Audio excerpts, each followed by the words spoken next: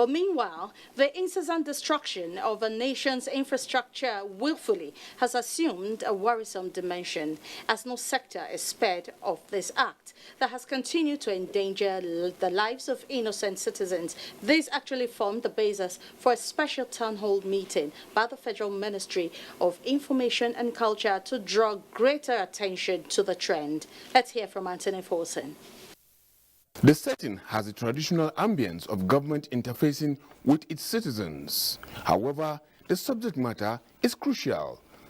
Convener of the Town Hall meeting series, Lai Mohammed, set the stage. In recent times, efforts of the government have been thwarted by some unpatriotic citizens through wanton destruction of critical infrastructure, thereby depriving the greater citizenry for whose benefits these projects and services are provided from enjoying them. Railway tracks have been subjected to wanton destruction. Bridge railings have been removed. Manhole covers have been pilfered. Street lights and other power infrastructure, oil pipeline, telecoms facilities, and critical aviation infrastructure have been damaged or stolen. Revealing how bad the situation is, Minister of Aviation, Transportation, Works, and the Federal Capital Territory were critical about the state of this condemnable acts that has continued to put the lives of citizens at risk. One cantankerous individual decided to just go and demolish our fence and allow the airport to be so bare. And of course, we decided to show him how not to willfully damage public infrastructure. Because of wind shear, which is the sudden change of direction and speed of air, we had a Sosoluso crash. Everybody knew what happened. Those equipment that are to tell us that there is wind shear on this runway and we should avoid it for the next 10 minutes are being vandalized. So it's another Sosoluso waiting to happen if they continue. This critical infrastructure, they are not seen. They are not airport tenement buildings with toilets, with air conditioner, because that's a complaint. With lifts, they are very important. Lift is important, toilet is important, air conditioner is important, your queue is important where you go, but what is more important is to keep you safe. In Lagos District, the narrow gauge, we have just one case. In the whole of Western District, we have just one case. But now listen, the whole of Northwest, 31. And you know what, you know Northwest, right? You want me to call them so that you can shame them. The whole of Northern District, 10. The whole of Northeastern District, that's where we have the worst case. No, not there. North Central is the worst case. Northeastern District, you have 43. North Central District, where you have Jos and all those people, you have 50. Eastern District, you have 36. Abuja to Kaduna, 13. That's worse. What they do in Abuja to Kaduna is they're not cutting off the track. They're stealing what they call that pin. There's a pin used to hold this thing down. So we have changed up to 10,000 of those things. You have to make sure every day before the train runs, we have to walk all that track to make sure that the track is safe. The truth is that no nation grows beyond the capacity of its infrastructure. So every little one that we have, we must optimize it. We are taking off over 25,000 covers of one form or the other. And these are critical public assets that you and I own that are being vandalized. This is just one aspect. Many of the streets, when you notice blackouts, sometimes you might think it is public outage. It is not. The blackouts occur because somebody decided to dig out the cables. So there is something uniquely Nigerian which we don't see in other parts of the country. The ministers in their submissions advanced the need for strict laws that will deter or punish offenders.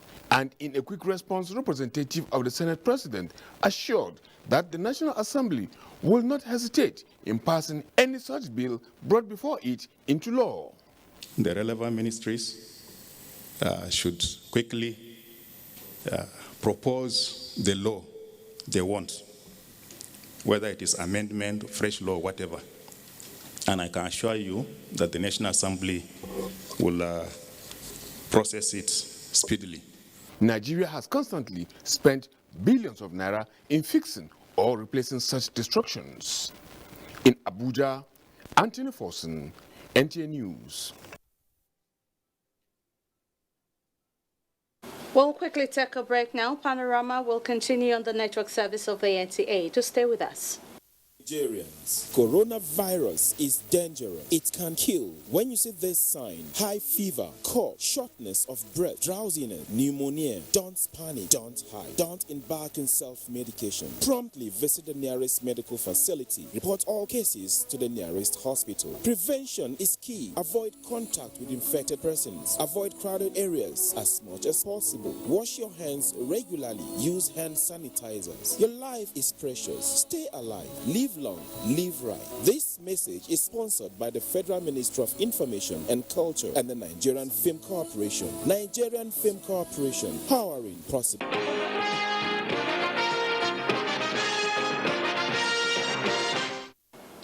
Thank you for staying with us. And still on the destruction of critical assets, we still have with us Dr. Emmanuel Ona of the Political Science Department, UNILAG. Now, Doctor, you have seen the reports of the town hall meeting. Before we let you go, in all of this, who are the losers and what measures can be put in place, to forestall future occurrence of these unfortunate trends from further spreading to other parts of the country? Well, the losers are Nigerians. The vast majority of Nigerians are the losers because most Nigerians have been praying for government to provide what we have been calling democracy dividends. Exactly. We now have a government that is providing democracy dividends.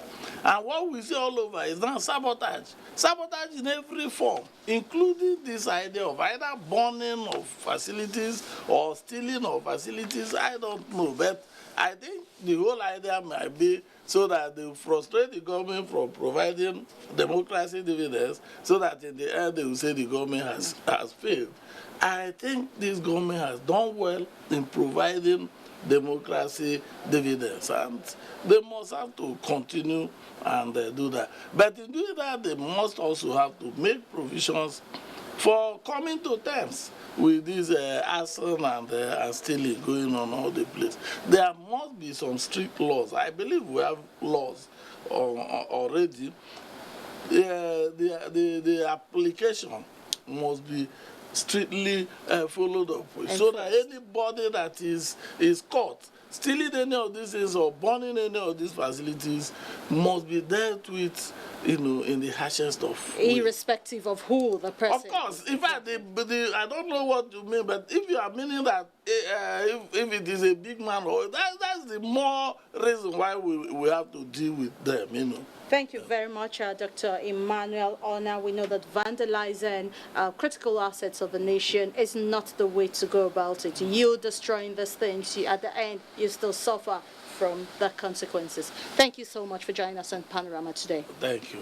Now, moving on now, the Nigerian Civil Aviation Authority, NCAA, has issued a public health guidelines advising all in-flight catering service providers and airline operating domestic flights to put in place COVID-19 risk management measures to assure the traveling public that catering products such as meals or snacks served on board flights are not a potential source of COVID-19 infection. So catering companies are required by the authority to carry out regular risk assessments of their operations and put in place remedial actions to address any identified hazard to prevent the possible spread, of COVID-19 virus to other customers through their products. NCAA says domestic airlines shall serve pre-packed catering products, meals or snacks, in sealed containers to their passengers during disembarkment. It also adds that no catering product should be served or consumed in flight by airlines or passengers respectively on any domestic flights.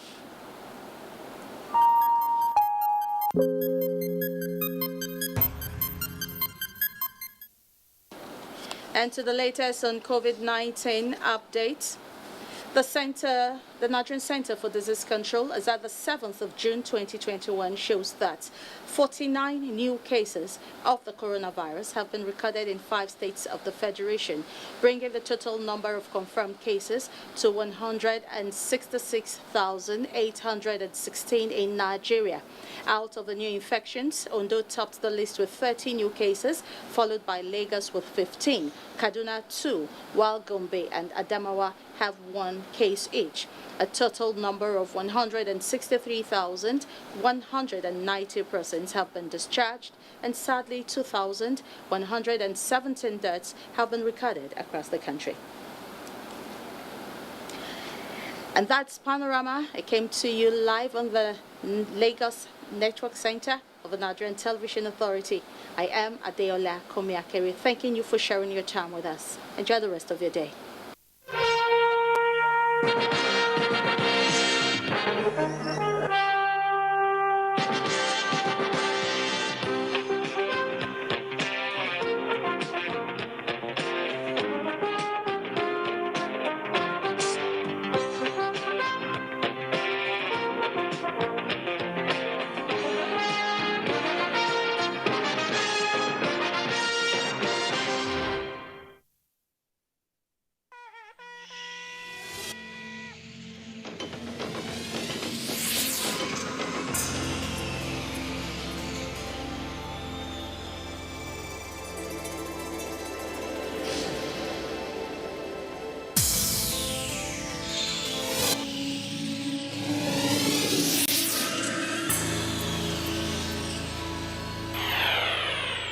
NTA, you can't beat the reach.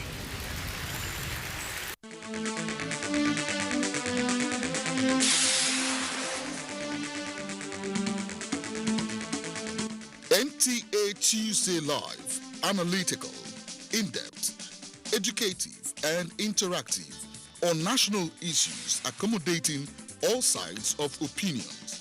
We as a people have understood that we have to fight corruption before it fights us back. Poverty has a financial index, so it should be fought also with a financial weapon. Give it to the social investments program. It has been a very courageous battle. Tuesday Live, every Tuesday at 10:30 p.m. Join us.